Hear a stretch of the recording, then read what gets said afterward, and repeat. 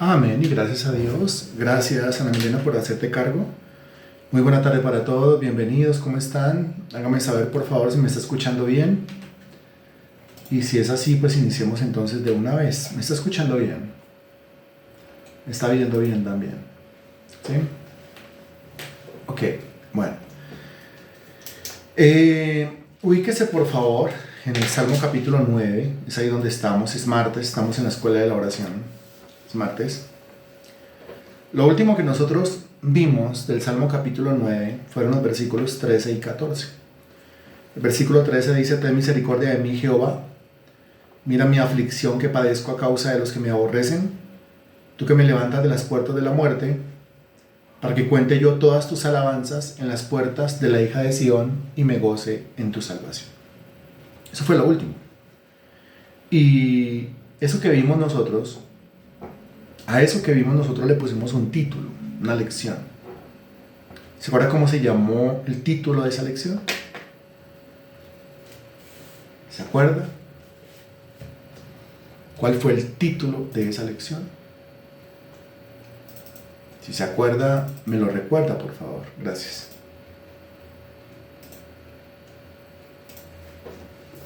Gracias.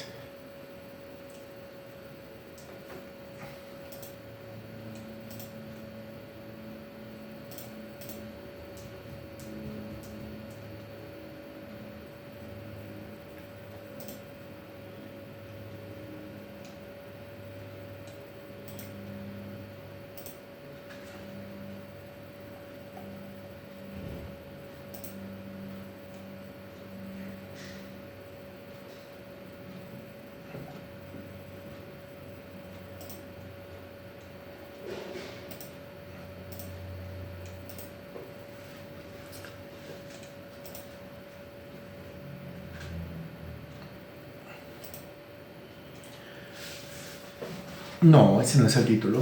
No, no lo es. Es el título de la lección que tuvimos hace 15 días.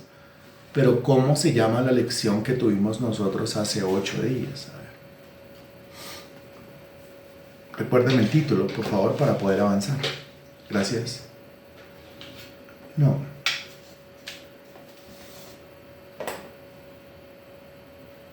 No.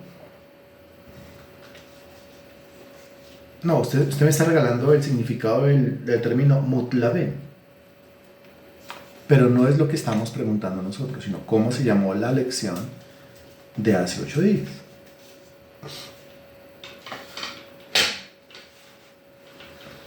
Que me acuerdo bien, estaba yo en Bosa y desde allí la dicté. Marley, excelente la respuesta. Muy bien, Marley. Al que honra, honra. Muy bien, Marley. Esa lección se llamó Cuidado con el contraataque. ¿Se acuerda? Mutlaven, la muerte del campeón. Sí, claro. ¿De qué trata? David se enfrentó a Goliat y lo mató. Ok, maravilloso. Eso produjo cántico, eso produjo júbilo, pero al mismo tiempo produjo una retaliación. Hablamos hace 8 días de la retaliación. ¿Se acuerda? Hablamos hace 8 días del contraataque. ¿Se acuerda? Hablamos hace 8 días de cómo el diablo se va por un tiempo y vuelve. ¿Se acuerda? Hablamos hace 8 días de cómo el diablo se va, se reorganiza y regresa con una nueva estrategia de ataque. ¿Se acuerda? Muy bien. La pregunta es para todos. Mana Marta León, en su merced, se acuerda. Denise, Gloria, Estefanía, Ana Milena, Zoila, Liliana, Germán, Diva, Marley, Carol, Jamie, Henry, María Sánchez. ¿Se acuerdan? El contraataque. Ok, el contraataque. Ahora, ¿qué está haciendo David en estos versículos? El versículo 13 le está pidiendo misericordia a Dios, porque mire que él está sufriendo de una aflicción que padece a causa de los que le aborrecen. O sea, es la retaliación, lo que vino después de esa victoria. ¿Sí? Tú que me levantas de las puertas de la muerte, quiere decir que los enemigos querían matarlo. Eso lo vimos también hace 8 días. Y dice: respóndeme, Señor, líbrame de los enemigos, o sea, líbrame de la retaliación. Es una oración que hay que hacer. Líbrame del coletazo del diablo, de la retaliación del enemigo. Líbrame del contraataque del diablo, Señor. ¿Para qué? Versículo 14, para que cuente yo todas tus alabanzas en las puertas de la hija de Sión y me goce en tu salvación. Con lo que usted se encuentra a continuación es versículos 15 y 16. Ahí es, ¿cierto? Es la división natural. Versículos 15 y 16, división natural, en donde la respuesta del Señor no se hizo esperar. Es decir, David oró y Dios le respondió. David oró al principio, Dios le respondió, David volvió a orar y Dios le siguió contestando, porque Dios es así. El versículo 15 dice, se hundieron las naciones en el hoyo que hicieron, en la red que escondieron fue tomado su pie. Jehová se ha hecho conocer en el juicio que ejecutó, en la obra de sus manos fue enlazado el mal. Quiere decir que Dios estaba ahí para defender a David, como Dios está ahí para defenderlo a usted, para defenderme a mí, siempre y cuando la causa sea justa. Porque el versículo 16 dice, Jehová se ha hecho conocer en el juicio que ejecutó. Siempre y cuando la causa sea justa, Dios estará siempre en defensa de toda causa justa, ¿no? Si la causa es injusta, pues Dios no se va a convertir de ninguna manera en un, ¿cómo lo llamaríamos nosotros? En un encubridor del malvado. Dios no se va a convertir nunca jamás en una alcahueta de una causa injusta. Y termina el versículo 16 con dos palabras. Una que ya conocemos, que es el término Selah, que creo que ya todos entendemos que significa pausa o silencio. Y el término Higaión o Higaión, como tratando de hacer sonar la H, Higaión, que significa meditación. Si usted quería saber cómo se dice meditación en hebreo, pues meditación en hebreo se dice así, Higaión. Higaión. Ahora, Higaión.selah, ¿qué quiere decir? Higaión, medite, punto Selah, pausa. O sea, haga pausa y medite. Eso es lo que está diciendo acá. Haga pausa y medite. Guarde silencio. Analice y después entre en un momento de meditación. ¿Sobre qué tengo que meditar yo? Tengo que meditar sobre lo que se dijo anteriormente hasta el versículo 16. Y tengo que meditar sobre lo que va a decir desde el versículo 17 hasta el 20. Ahora, ¿qué fue lo que se dijo anteriormente? Pues que el Señor siempre y en todos los casos defiende las causas justas.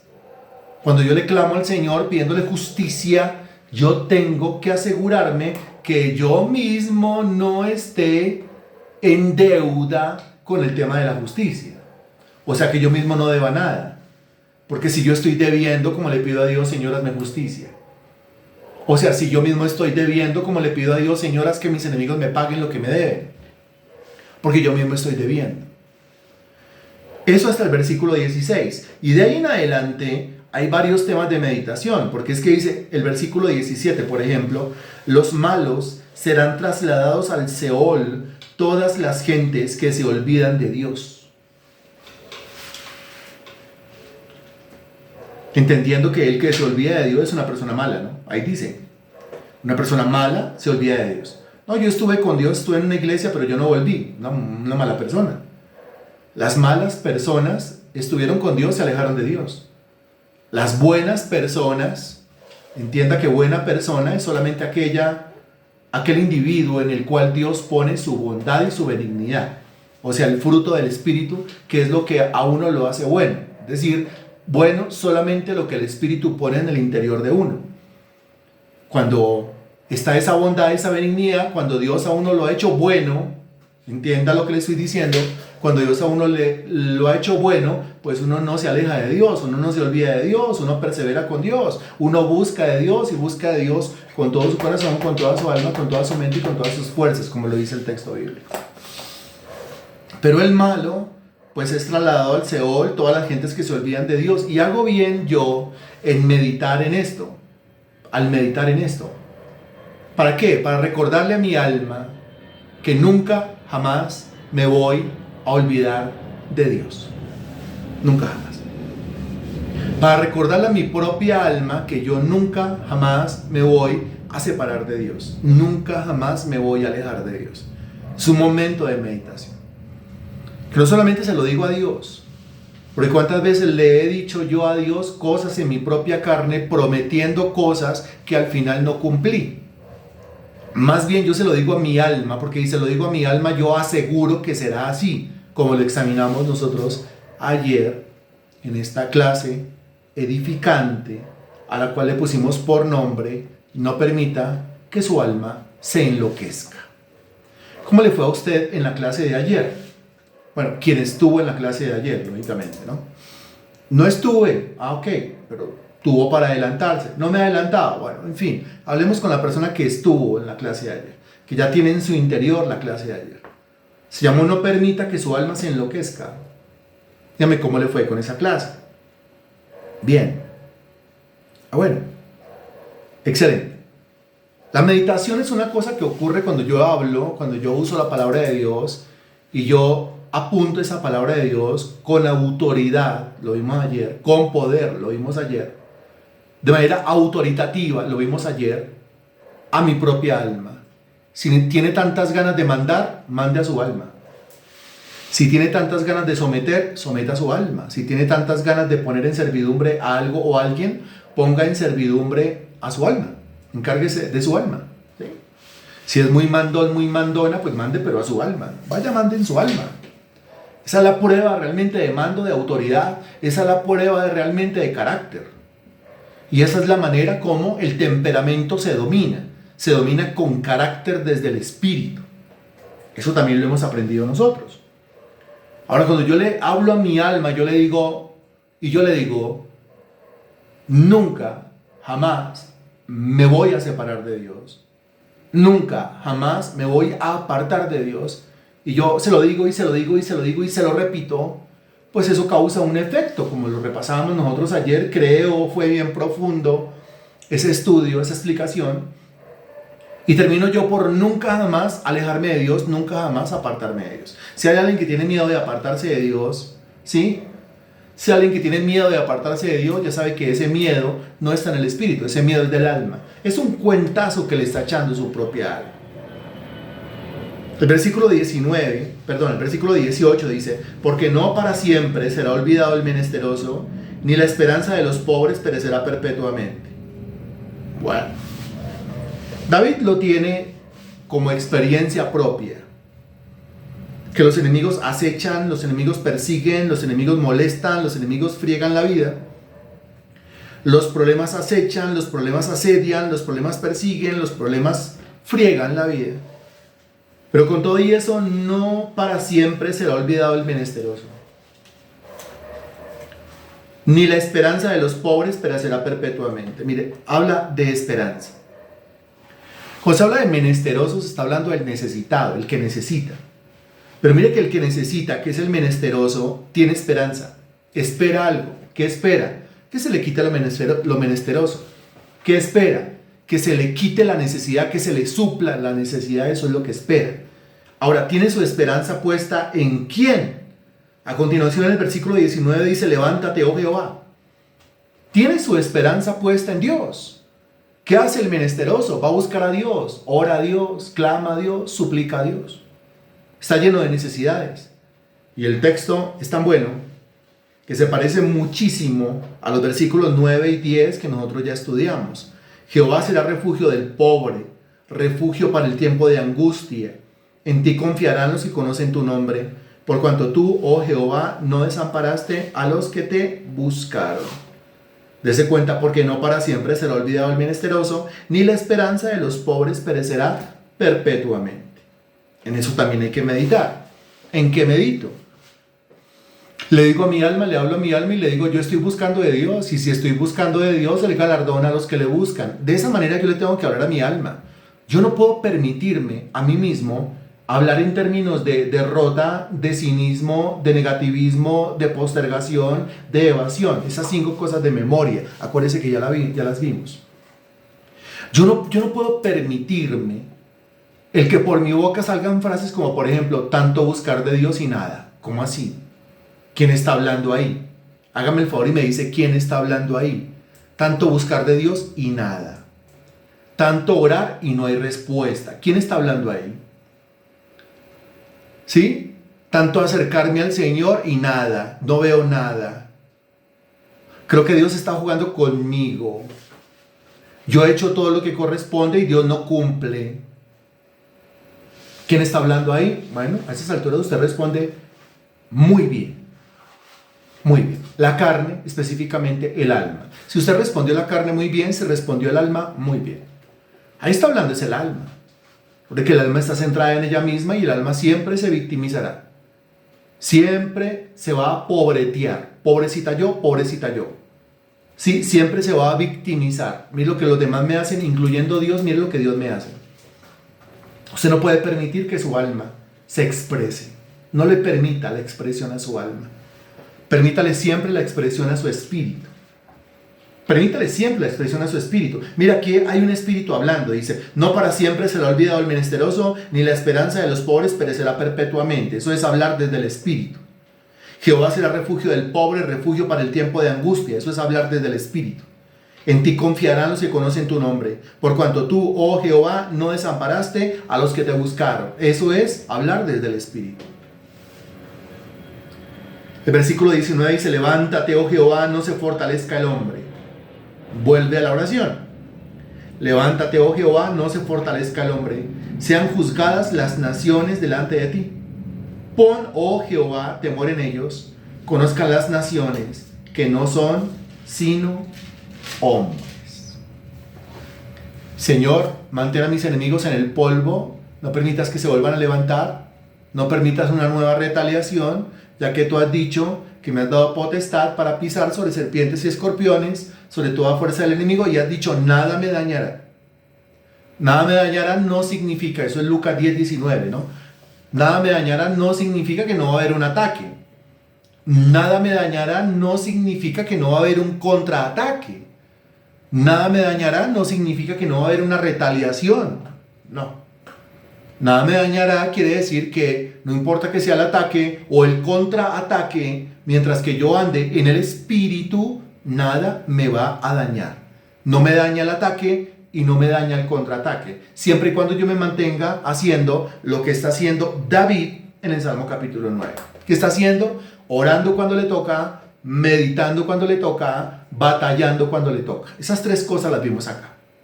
Orando cuando le toca, meditando cuando le toca, batallando contra el diablo cuando le toca. ¿Cuándo peleo contra el diablo? Pues yo peleo contra el diablo cuando el diablo está ahí, es evidente que está ahí al frente, me está enfrentando, me está bombardeando, yo tengo que defenderme y atacar. Es una batalla. Cuando le hablo a mi alma. Yo le hablo a mi alma cuando siento que mi alma es la que está tomando el control. Cuando siento que mi alma se está enloqueciendo. Eso también lo hemos aprendido. Cuando le hablo a Dios en todo momento para fortalecerme contra mi alma y para fortalecerme contra el diablo. Y termina el versículo 20 diciendo, Selah.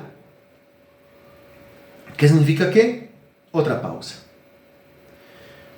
Dos veces en este Salmo capítulo 9 aparece la palabra Selah y una vez aparece la palabra Higaión.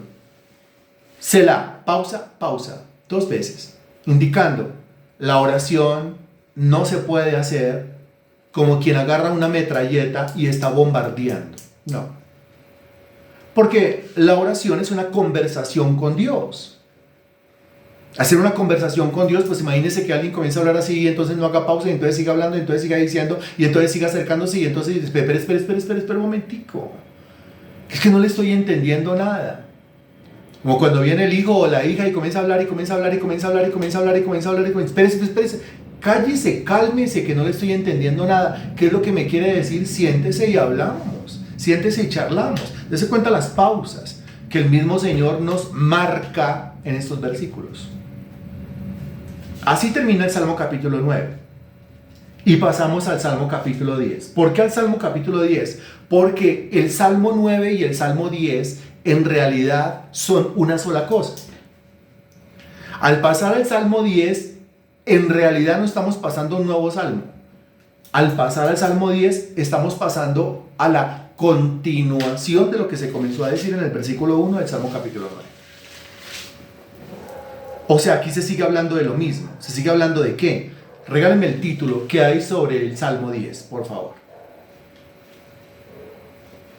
¿Qué título hay sobre el Salmo 10? Y ahí usted lo va a entender.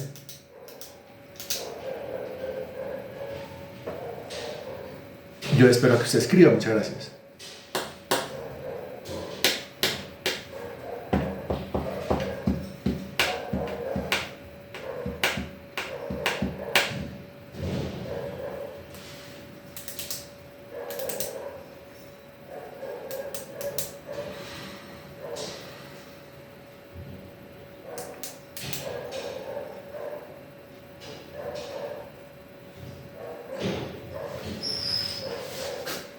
Se llama plegaria pidiendo la destrucción de los enemigos, así se llama. Plegaria pidiendo la destrucción de los malvados. Muy bien, así se llama. Ahí se llama. Salmo 9, Salmo 10 son parte del mismo contexto. Solamente que en el Salmo capítulo 9, el que está siendo perseguido es David, el israelita. Mientras que en el Salmo capítulo 10, los que están siendo perseguidos son los demás israelitas. Dese cuenta qué tan bajo es el enemigo. Vino una retaliación, vino un contraataque. ¿En quién se refugió David? David se refugió en Dios. Lo está haciendo muy bien, eso lo vemos en el Salmo capítulo 9. Como el diablo o como el enemigo o como el filisteo no está logrando nada contra David, entonces va a intentar tocar el entorno de David. David ya había sido ungido como rey. Todavía no está sentado en el trono, pero ya había sido ungido como rey. Al ser ungido como rey, pues entonces en el Salmo 9 es el rey el que está siendo acechado. Pero como no puede el enemigo hacer nada contra el rey, porque el rey supo dónde refugiarse, en Dios, entonces en el capítulo 10 vemos cómo el enemigo dirige ahora el contraataque, dirige ahora la retaliación, dirige ahora la embestida, es contra el pueblo del rey. Algo así como que si el diablo no puede directamente conmigo, entonces se va a meter con el familiar. ¿Cómo le parece eso? ¿Qué piensa usted del diablo? Como es que si no puede directamente conmigo, entonces se va a meter con ese hermano en Cristo que tengo al lado. ¿Cómo le parece a usted la actuación del diablo? No puede con usted, se va a meter con su hijito. No puede con usted, se va a meter con su hijita. Dígame cómo le parece. No puede con usted, se va a meter con su marido, con su esposa. Se va a meter con su mamá, se va a meter con su papá. Se va a meter con sus hermanos, con sus primos, con sus tíos. Se va a meter, va a intentar una retaliación. Va a intentar un golpe por algún lado. Le vuelvo a preguntar, ¿cómo le parece esa estrategia demoníaca? Dígame. ¿Cómo le parece esa forma de hacer? Ya que el diablo dice, ok, yo a usted no lo puedo tocar, pero quizás a su alrededor haya alguien al cual yo sí pueda darle duro. Y le pueda a usted sentir mal, le pueda a usted atribular a través de eso. ¿Cómo le parece? La misma táctica del diablo con el más débil. Es la misma táctica, muy bien. Sí, así es que es. Así es que es. ¿Sí? Ahora, mire, escúcheme esto que yo le voy a decir. Cuando un cristiano entiende eso, esa es la razón por la cual muchos cristianos entonces dicen, ay no, entonces yo no me meto a la guerra, yo no me meto a la batalla, ay yo voy a dejar de orar, ay yo voy a dejar de ayunar, ay yo voy a dejar de conectarme, ay yo voy a dejar de congregarme. ¿Por qué? No, pues porque yo estaré refugiado en Dios. Ay, pero qué tal me le haga algo al hijo, ay qué tal me le haga algo a la hija, ay qué tal le hago algo a mi papá, a mi mamá. Entonces se llenan de miedo. Y recuerde que la Biblia dice que Dios no nos ha dado espíritu de cobardía, sino de poder, amor y dominio propio. Segunda de Timoteo capítulo 1, versículo 7. Y nos olvidamos de lo que dice la Biblia en el libro de Nehemías. Allá ese texto que usamos en el retiro espiritual que dice, no os amedrentéis delante de ellos, sino id y pelead por vuestras mujeres, por vuestras casas, por vuestros hijos, por vuestros padres, por todos los demás. por todo lo demás. ¿Sí? Y al mismo tiempo, esto es bueno que pase. Porque si yo lo sé, yo me voy a sacar a ese personaje del corazón. ¿Sí? O sea, el diablo va a considerarme de tal manera que va a ver a quién, qué o quién es el que yo tengo en el corazón. A quién, si el diablo le da duro, a mí me desbarata. Ya que no puede venir directamente conmigo, porque entendí, porque peleo, porque estoy de frente, porque lo voy a batallar, porque lo voy a vencer, porque si él me da, yo le voy a dar 2 veces. Eso ya es la formación de un guerrero espiritual.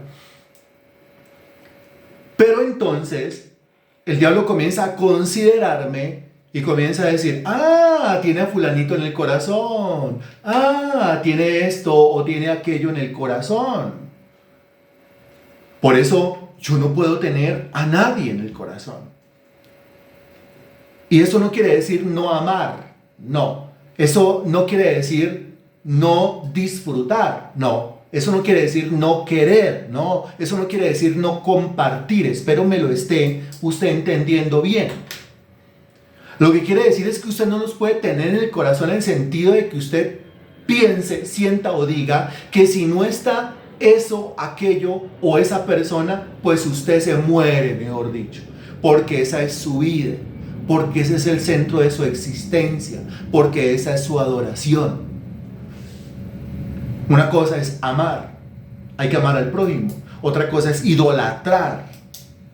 La adoración le pertenece solamente a Dios. Espero yo esté siendo lo suficientemente claro. Pero el diablo sabe, conoce muy bien porque nos considera cuando el amor, el afecto, el cariño se ha convertido en una idolatría. ¿Sabe cuándo? Cuando yo no suelto. Cuando no suelto. Y es que si usted se pone a analizar, el odio es idolatría. No solamente el amor, ese pasional, esa fetichería, es idolatría, sino que el odio también es idolatría. ¿Por qué decimos que el odio es idolatría? Porque cuando usted tiene al fulano o a la fulana aquí en la cabeza y en el corazón y le da vueltas y piensa todos los días, así es que usted lo quiera despescuezar, ahorcar o picar, pues usted lo tiene allá adentro, usted lo sentó en el trono de su corazón. Para bien o para mal lo tiene allá sentado adentro. Y entonces, ¿qué hacemos? Lo convirtió en un Dios, lo convirtió en un ídolo, lo convirtió en el objeto de su adoración. Sus hijitos, ámelos, cuídelos, disfrútelos. Pásela bien, pásela rico. ¿Idolatrarlos? Uy, no. ¿Por qué? Primero porque es pecado ante los ojos de Dios. La Biblia dice que Dios es fuerte y celoso. Si es celoso, pues obvio Él no va a compartir el corazón, la prioridad, el afecto con nadie. Y en segundo lugar, porque es que es riesgoso. En primer lugar, la idolatría es pecado. Dios es fuerte y celoso. Y en segundo lugar, la idolatría es riesgosa. La idolatría siempre va a traer problemas. ¿Por qué? Porque el diablo siempre le va a pegar a aquello que yo idolatre. Analícelo por un momento. O sea, Selah Higaión, analícelo. El diablo siempre le va a pegar, siempre va a patear sin compasión aquello en lo cual yo ponga mi corazón. ¿Es así o no es así? La demora es que usted ponga el corazón en un hijo, en el sentido de que lo convierta en el fetiche y usted no puede vivir sin ese hijo, así tenga 6, 5, 4, 3, así tenga un hijo, un solo hijo. Pero si usted lo tiene en el corazón en ese sentido de que sin él o sin ella no hay vida, es un problema. Comienzan las cosas a salir mal. Comienza ese hijo a ser pateado, a ser golpeado, a ser atribulado. ¿Pero por qué? Entienda, es un ataque contra usted directamente. Analicémoslo, ¿es así o no es así? Si alguno no está de acuerdo, lo puede debatir, por supuesto, claro que sí. Estamos abiertos al debate. Pero ¿es así o no es así? La demora es que la señora comienza a idolatrar a su marido y comienzan a pasar un montón de cosas en su marido. La demora es que el marido comienza a idolatrar a su esposa y comienzan a pasar un montón de cosas raras en su esposa. La demora es que la persona comienza a idolatrar su trabajo. Ojo con esto. La demora es que la persona comienza a idolatrar su dinero o sus bienes y comienzan a pasar un montón de cosas en el trabajo con el dinero o relacionado con los bienes materiales. Por eso, lo mejor es renuncia a todo eso. Saque del corazón todo eso. Pero yo, ¿cómo lo hago? Háblele a su alma. Y dígale a su alma, solamente aquí se permite la adoración a Dios. Aquí solamente hay un Dios. Y háblele a su alma de frente y dígale, pues mi hijo o mi hija, menciónelo por nombre, aquí no es Dios. Háblele a su alma. Los bienes materiales ni siquiera son míos, solamente soy un administrador, no son mi Dios. Yo no le sirvo a dos señores, yo solamente le sirvo a Jesucristo. No le sirvo a Dios, no le sirvo a las riquezas. Así de esa manera. Así de esa manera el alma termina soltando. De esa manera el alma termina renunciando. De esa manera el alma ya no se agarra, ya no se aferra a cosas. Usted queda libre de esas cosas del corazón. Gloria al Señor. Póngase a pensar por un momento. No estoy hablando del dolor que causaría el hecho de que a un hijo le vaya mal. Claro que a todos nos va a causar dolor. Un ser querido es un ser querido. Por eso se llaman seres queridos. Pero yo estoy diciendo que es que le va mal y usted siente que se está muriendo. Eso es otra cosa. A todos nos afecta el que a un ser querido o a una persona cercana le vaya mal. A todos nos afecta. Pero sentir como que uno se está muriendo, pero sentir como que le están arrancando el corazón, pero desbaratarse, hundirse anímicamente y espiritualmente, de tal manera que hasta resulta peleando con Dios, porque cómo es que Dios está permitiendo o cómo es que Dios está haciendo eso. Eso ya es otra cosa. O sea, pelear con Dios echándole la culpa del por qué le está pasando lo que le está pasando a mi familiar, a ese ser querido, a ese ser cercano o a las cosas. Mire, la señora Zoila es sumamente sabia y sumamente práctica. ¿Tiene un hijo que está pasando por situaciones difíciles? Sí, ok. ¿Tiene hijos pero todavía no los ha visto en situaciones difíciles? Ok, los verá en situaciones difíciles. Se lo aseguro, los verá en situaciones difíciles. ¿Y qué es lo mejor que puede hacer usted? Mire lo que dice la señora Zoila. Ayúdalo en oración y listo. Ayúdelo en oración y listo. Cuando pueda darle un consejo, ya. Pero usted siente que se está muriendo, vaya y háblele a su alma, por favor. Lo que usted tiene que hacer es, Señor, es suyo, no es mío. La Biblia dice, herencia de Jehová son los hijos. Herencia de Jehová, no la mía. Los hijos son de Él, no son míos. Eso de que los hijos son prestados no es cierto.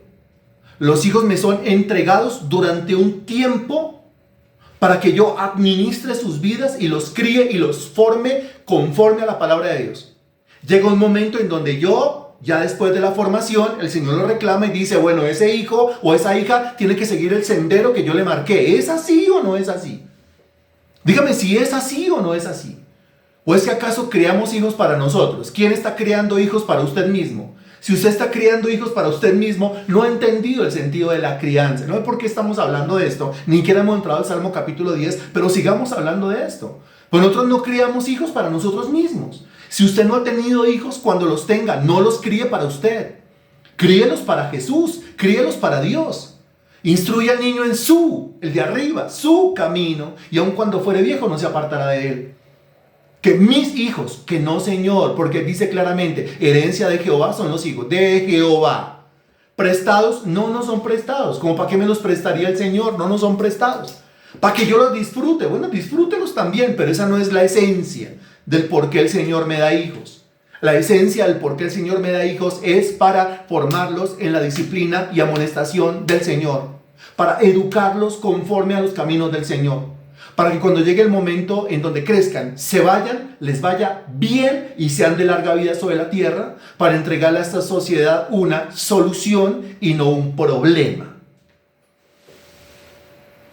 Para eso es que es. Aló.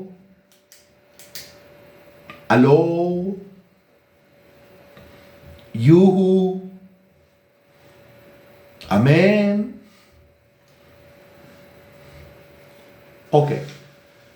¿Cierto? Para eso es que es. ¿Para qué es? Entonces, pues yo no me adueño, yo no me adueño de esos hijos, no. Yo no me adueño de ese hijo, yo no me adueño de esa hija, no. Yo no me adueño. ¿Por qué no me adueño? Es que no es mío. ¿Qué somos? Administradores, administradores de la gracia del Señor. Los hijos son gracia. ¿Quién se merecía hijos? No, nadie. Dios los da por gracia. Estamos en el reino de la gracia. Ahí los tienen. No, pero son míos. Que no, hombre, que no. Que no, mujer, que no. Sáquese eso de la cabeza. Saque esas cucarachas. No son suyos, son de Jehová. Es mejor que sean de Jehová. ¿Quién me lo está entendiendo? Es mejor que sean de Jehová y no que sean suyos.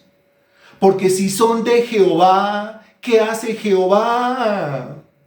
Mientras que si son suyos o míos, ¿qué nos toca hacer a nosotros? A ver quién me lo está comprendiendo. Exacto, es que si son de Jehová, pues Él los cuida. Si son de Jehová, Él vela por ellos. Si son de Jehová, independientemente de dónde estén, independientemente lo que les esté ocurriendo, independientemente lo que el diablo esté tramando contra ellos, pues el Señor se levanta como poderoso gigante y está ahí poniendo el pecho por ellos. Mientras que si los hijos son suyos, a usted es el que le va a tocar y usted no puede. Porque usted está peleando sus propias batallas, las suyas, las individuales, las personales. Ahí es cuando nosotros acabamos con la vida de los hijos, o de los papás, o de los conocidos. Cuando nos adueñamos de eso. Cuando decimos que me los prestaron. ¿Prestado dónde? A ver, denme un texto que diga que Dios se los prestó. No, no se los prestó. Dice, no, yo no se lo presté. Yo no se lo presté. Porque prestarlo es como tome, úselo y me lo devuelve. No, Dios no me dio un hijo para que yo lo use y se lo devuelva. Dios me dio un hijo para que yo se lo críe. Y ahí está claramente en la Sagrada Escritura. ¿Usted se acuerda? Mire, Moisés fue rescatado de las aguas. ¿Quién lo sacó? Lo sacó la hija del faraón. ¿Cómo se llamó la hija del faraón? Esta palabra, este nombre propio no va a aparecer ahí en la Biblia. Pero históricamente era la señorita Hatshepsut. ¿Se acuerda que ya estudiamos nosotros? Y entonces ella lo sacó de las aguas. ¿Pero qué necesitaba ella? Necesitaba alguien que lo amamantara y alguien que lo criara. Entonces trae una hebrea. ¿Quién era la mamá? ¿Quién era? Pues la mamá. Y entonces le dice, bueno, tome usted, me lo va a criar y cuando termine de criarlo me lo devuelve. Ahí está la analogía perfectamente. El Señor dice, bueno, lo necesito a usted, Voy a traer un niño, 2 niños, 3 niños, 4 niños, 5 niños, los que sea, a este mundo. A usted le voy a confiar uno. No se lo estoy regalando, no se lo estoy prestando. No, se lo estoy dando en administración. Usted, cual madre hebrea, me hace el favor, lo amamanta y lo cría. Cuando termine de criarlo para mí, ojo lo que Dios dice, cuando termine de formarlo para mí, no para usted porque no es suyo, entonces usted me lo devuelve, porque yo tengo un propósito con ese muchacho, tengo un propósito con esa muchacha, no es suyo, punto. Duras palabras, pero verdaderas palabras. Pero verdaderas palabras. Ahora, si puede ir con ellos a comer merengón, vaya a comer merengón. Si puede ir con ellos a chupar helado, vaya y chupe helado. Si puede ir con ellos a un parque, vaya. Si puede ir con ellos a la playa, vaya. Porque es que es parte de la formación también. Es parte de lo que hay que enseñarles también. Pero no se adueñe. Pero no los meta en el corazón.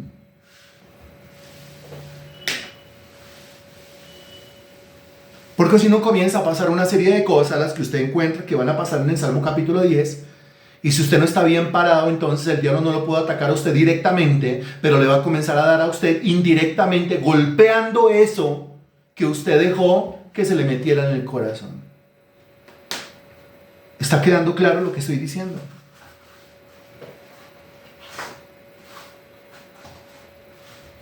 No son para mí, pero en mí está la responsabilidad delante de Dios.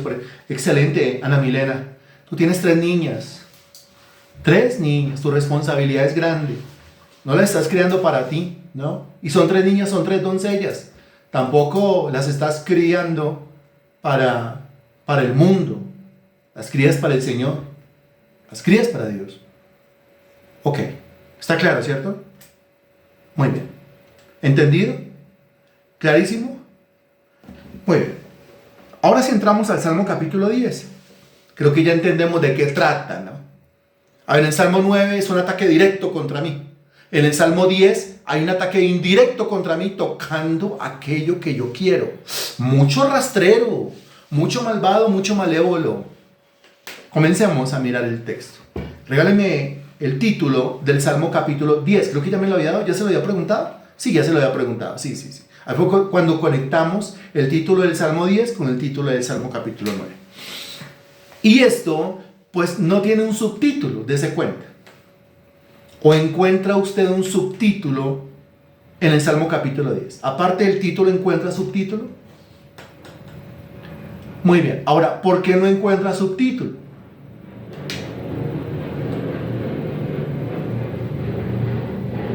¿Por qué no encuentra subtítulo? Se lo expliqué hace unos minutos. ¿Por qué no encuentra subtítulo?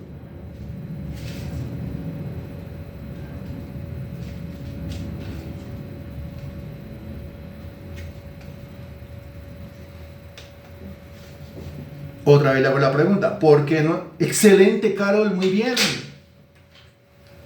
Pues porque la continuación del Salmo capítulo 9, o sea que el subtítulo del 10 es el mismo subtítulo del 9, o sea que todo tiene que ver con la muerte del campeón. Ay. Todo tiene que ver con Mutlaben. Ay. Todo tiene que ver con esa victoria. Todo tiene que ver con esa pelea. El diablo dice, eso no se queda así. Y usted responde al diablo y dígale, ok, eso no se queda así, cuando quiera lo atiendo. Porque es que usted no le puede demostrar miedo al diablo, usted no le puede demostrar miedo a los demonios, usted no puede demostrar miedo ante los problemas, ante los azotes de la vida. No, ahí cuando usted se sienta azotado, vaya, corra a su lugar secreto. Ahí es donde usted se desahoga con el Señor, se fortalece en el Señor y pelee. No le tenga miedo a aquel que solamente puede destruir el cuerpo. Téngale miedo a aquel que puede destruir el cuerpo y el alma en el infierno. Eso es a Dios. Pero al diablo no le tenga miedo. No le tenga miedo. Sí, es muy bravo. Sí, hace cosas terribles, desastrosas. Pero Dios está con usted. Dios está con usted. Así que no deje que su alma se enloquezca. Sermón de anoche. Y no deje que su alma se le enloquezca. Sermón de anoche. Aunque el diablo lo esté atacando directamente, Salmo 9, o lo esté atacando indirectamente tocando lo que usted quiere, Salmo 10. Mire cómo se unió todo esto.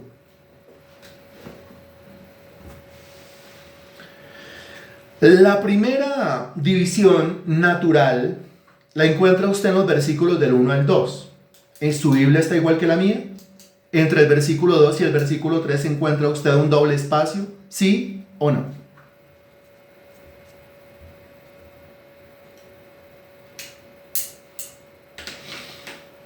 Ok, muy bien. Aquí nos encontramos con lo siguiente nosotros. Versículo 1. ¿Por qué estás lejos, oh Jehová, y te escondes en el tiempo de la tribulación? Con arrogancia el malo persigue al pobre. Será atrapado en los artificios que ha ideado. Mire, aquí a David le está doliendo algo. ¿Qué le está doliendo? El ataque no es directamente contra él, sino contra el pobre. O sea, contra el pueblo. Contra la gente sobre la cual él es rey, la cual él debe proteger, pero siente que no puede, porque viene el malo. ¿Quién es el malo? Pues los compinches de Goliat. Goliat ya está muerto, pero los compinches están vivos y están tramando algo y están atribulando al pobre israelita, al pueblo israelita. Ahora, la sensación que tiene David allá adentro, y con esa sensación todos tenemos que lidiar. Y digo, es una sensación. Sensación. Repita conmigo, es solo una sensación. ¿Lo hizo? O sea, no es una realidad. Es una sensación. Dígalo conmigo. No es una realidad. Es una sensación. Me avisa cuando ya lo haya dicho. Otra vez repítalo, no es una realidad, es una sensación. Ya lo hice. Muy bien. ¿Qué no es una realidad sino una sensación? Lo que David dice en el Salmo, en el versículo 1. ¿Qué dice? ¿Por qué estás lejos, oh Jehová? ¿Dios lejos? ¿Dios se alejó? ¿Por qué estás lejos, oh Jehová, y te escondes en el tiempo de la tribulación? Dios se alejó y se escondió cuando vinieron a atribularme.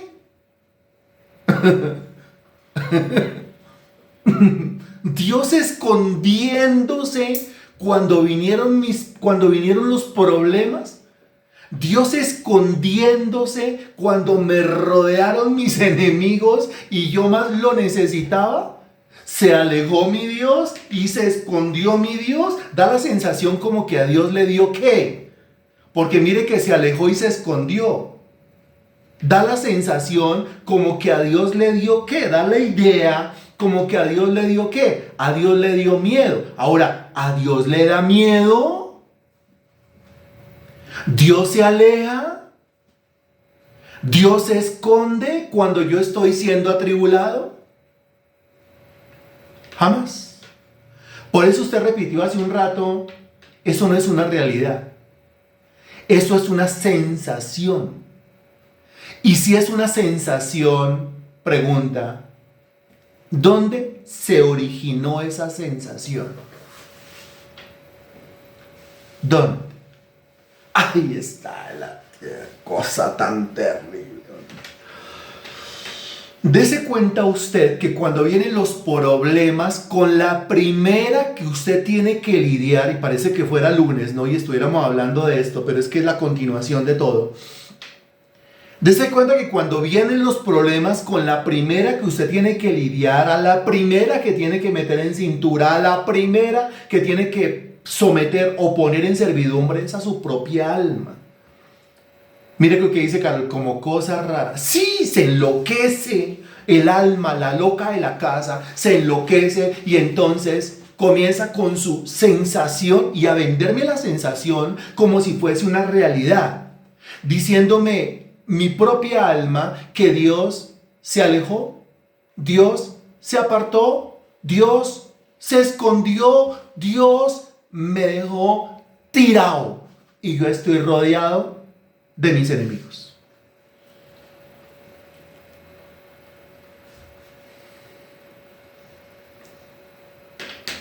El diablo sabe que al tocar esto o aquello, a este fulano o a esta fulana, en mi alma hay una reacción.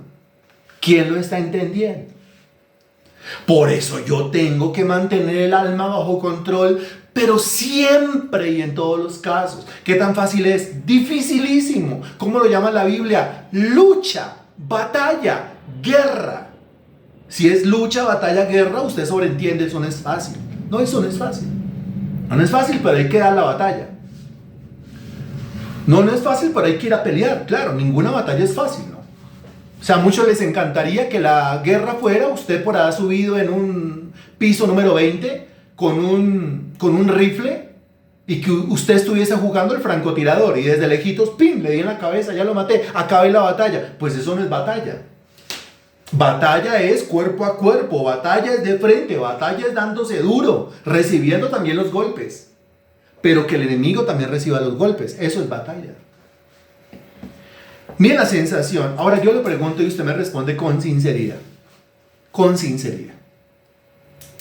¿Alguna vez usted se ha sentido en medio de los problemas como que Dios se ha alejado? ¿Como que Dios no está cerca? ¿Como que Dios se fue? ¿Como que Dios se escondió?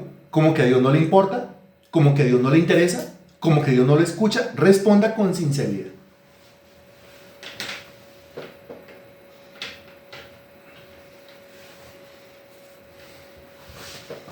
Gracias por la respuesta. Muy bien. Usted ha sentido, ¿no es cierto? Ahora yo le pregunto, ¿cuándo fue la última vez que eso le pasó? Deme un aproximado, por favor. ¿Cuándo fue la última vez que eso le pasó? Que usted sintió que Dios se fue, que Dios se alejó, que Dios se escondió, que Dios se quedó mudo, que Dios no hizo nada, que Dios no responde, que Dios, etc. ¿Cómo hace cuándo? ¿Cómo hace cuánto? A los 9 años, dice Carol. Hace mucho tiempo, dice Germán. En el 17, dice Liliana. Ok. Hace como 13 años. Ok. Hace bastante. Ok, muy bien. Eso es una muy buena respuesta, porque usted me está dando muchos años atrás. La cuenta suya es hace mucho tiempo atrás. Ahora, yo le quiero hacer una pregunta. No usted que acaba de poner mucho tiempo, ¿sí? Sino, ¿quién últimamente se ha sentido así? Últimamente. Hace unos días, hace unas horas, o se puede estar sintiendo así en este momento. Dios se alejó, Dios no me escucha, Dios no me quiere, Dios no me responde, no le intereso, no le importo, se escondió. ¿Alguien? Dice Gloria, años atrás estuve convencida que Dios ni oía ni escuchaba. Ok. ¿Alguien? Y los que no contestan, ¿cómo lo interpretamos? Carol dice, varios de mis amigos. Ok. ¿Alguien? ¿No? Ok. Y sin embargo, Marley dice, cuando he cometido errores tremendos en negocios, me he tenido que arrepentir pidiendo perdón y ayuda para la solución de esos problemas. Bien, Marlicita, gracias. Cada día estoy más convencido que me escucha, que me ve y no me abandona. Germán, qué maravilla. Muy bien. Sin embargo, todos tenemos que lidiar con esa sensación en algún momento. Cuando mis enemigos me rodearon, cuando vino la tribulación, ¿pero qué pasa? ¿Pero qué pasa? Si usted me pregunta, ¿pero qué pasa? Eso quiere decir que tiene la sensación. Con esa sensación tenemos que lidiar todos. Lo que usted no puede es aceptar la sensación como si fuese una realidad. Porque eso es lo que su alma, eso es lo que el diablo, haciendo uso de su alma, le quiere hacer creer. Pero es una sensación, en realidad no es cierto. Porque la Biblia dice, yo estoy contigo todos los días y hasta el fin del mundo.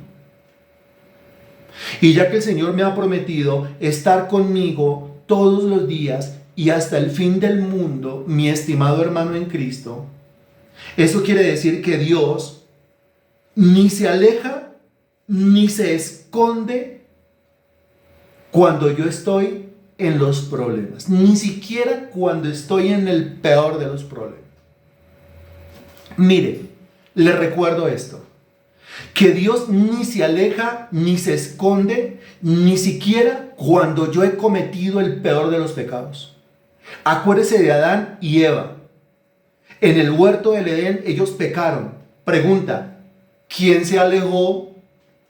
Pregunta, ¿quién fue el que se escondió? Pregunta, ¿quién era el que no quería poner la cara? ¿Quién? Ellos.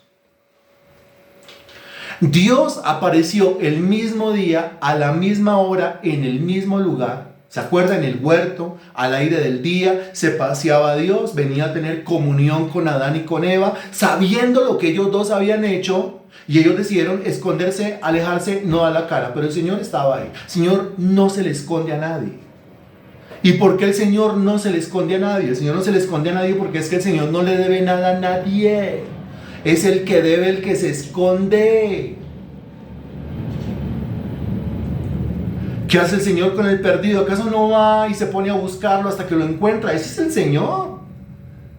¿Qué hizo Cristo? Mire, ¿qué hizo Dios? Se encarnó y vino a buscar lo que se había perdido. ¡Qué impresionante, de verdad! Dios nos sigue dando ejemplo de eso. Dios sigue diciendo, mire, yo le prometí y yo se lo demostré en el huerto del Edén y se lo demostré en el Antiguo Testamento y se lo demostré en el Nuevo Testamento con la encarnación de Cristo, que yo ni me alejo, ni me hago el tonto, ni me hago el indiferente, ni me escondo cuando usted está en problemas. Cuando usted está en problemas, yo estoy ahí. Entonces, ¿por qué no te siento? Otra vez, te siento. ¿Por qué oro y no te siento? ¿Dónde está el problema? Dígame. ¿Dónde está el problema? Es que yo te busco y no te siento. Es que no siento que estés conmigo. ¿Dónde está el problema? ¿Dónde está el problema? En la sensación, muy bien, Carol. Siento la sensación. ¿Dónde está el problema? En el alma, muy bien, Marta León. Porque es que el alma me ha vendido la idea de que yo voy a orar. Si yo siento, Dios está ahí. Si no siento nada, Dios no está ahí. Y engañoso es el corazón está en el alma, engañosa es el alma más que todas las cosas. El problema es usted mismo, la carne, muy bien. Porque mire, yo le hago la pregunta, usted fue a orar, usted sintió la presencia de Dios, ¡qué maravilla! Dios está ahí. Pero entonces, usted al otro día fue a orar y usted no sintió la presencia de Dios. ¿Qué quiere decir? Quiere decir, ¡qué maravilla! Dios está ahí. ¿O en qué parte de la Sagrada Escritura Dios dijo que la prueba de que Él estaba ahí era que yo lo iba a sentir? Eso no está en la Biblia. Que yo lo sienta, que yo lo perciba, qué maravilla, esa presencia de Dios tan maravillosa. Pero si yo voy a orar y yo no siento nada, igual Dios está ahí. Él prometió que estaría ahí. ¿Cree usted en la palabra de Dios o cree usted en sus sensaciones? ¿En qué cree usted? ¿Cree usted en la palabra de Dios o cree usted en sus sensaciones? Porque si usted está creyendo en sus sensaciones, ¿en qué está creyendo usted entonces? ¿A quién le está creyendo usted entonces? ¿De quién se dejó echar el cuento usted entonces? Ah, muy bien. Si usted no está creyendo en la palabra de Dios, sino en sus sensaciones, quiere decir que usted se le está creyendo a su alma, usted se dejó echar el cuento de su alma y su alma lo tiene embolatado creyendo que si usted siente, Dios está ahí, y si no siente, Dios no está ahí. Y esto no se trata de sentir, esto se trata de saber que yo lo busco y Él está, de saber que yo lo busco, que yo le pido y Él me da, yo llamo y Él me abre, ¿se acuerda? Yo busco y Él permite que yo encuentre. Y en ninguna parte dice, y me sentirás. No, así lo sienta o no lo sienta, Él está ahí. Eso es lo que yo creo, eso es lo que está en la Biblia. Y eso es lo que yo le digo al alma.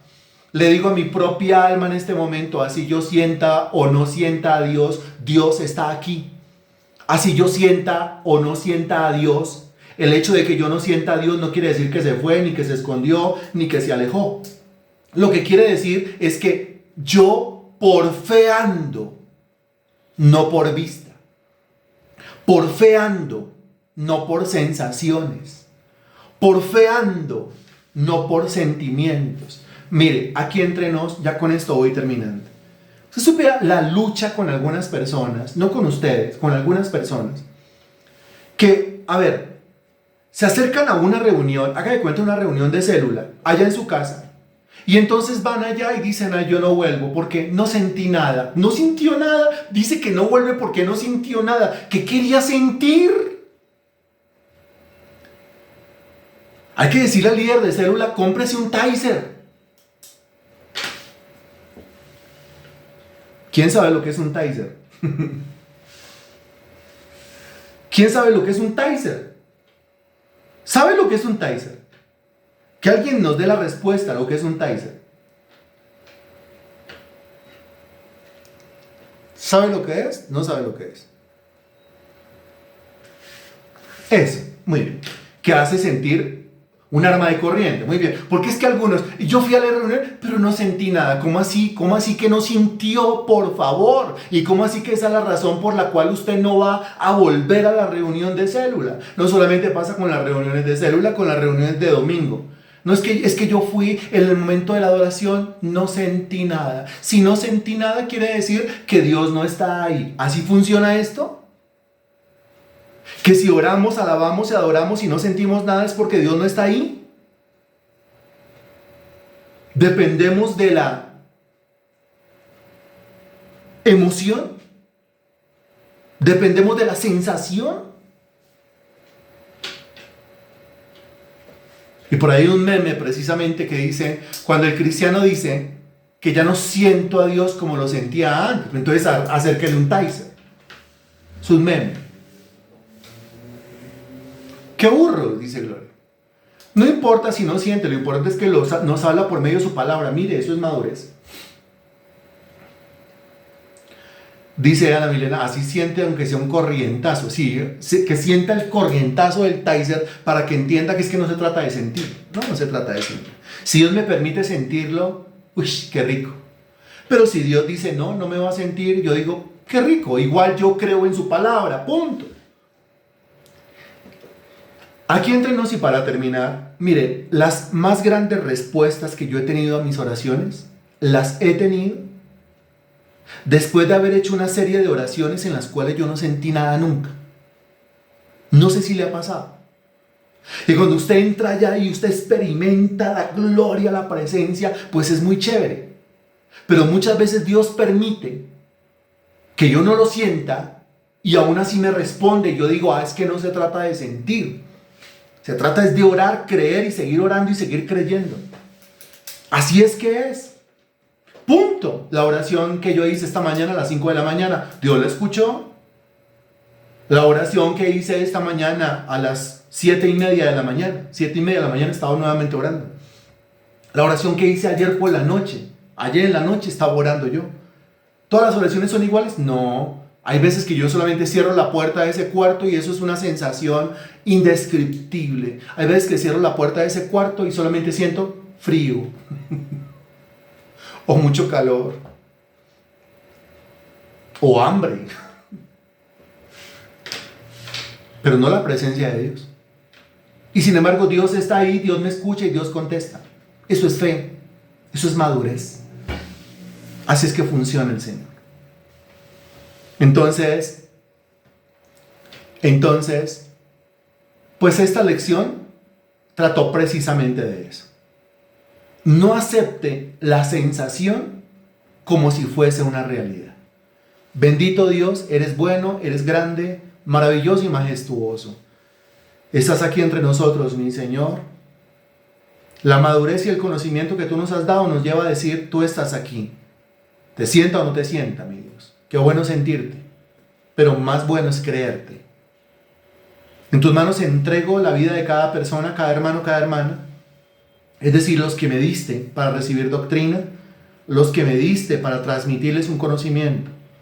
Oro por ellos. Como oro por la mañana, oro por la tarde también por ellos. Para que se abran las ventanas de los cielos y bendición sea derramada sobre ellos hasta que sobreabunde.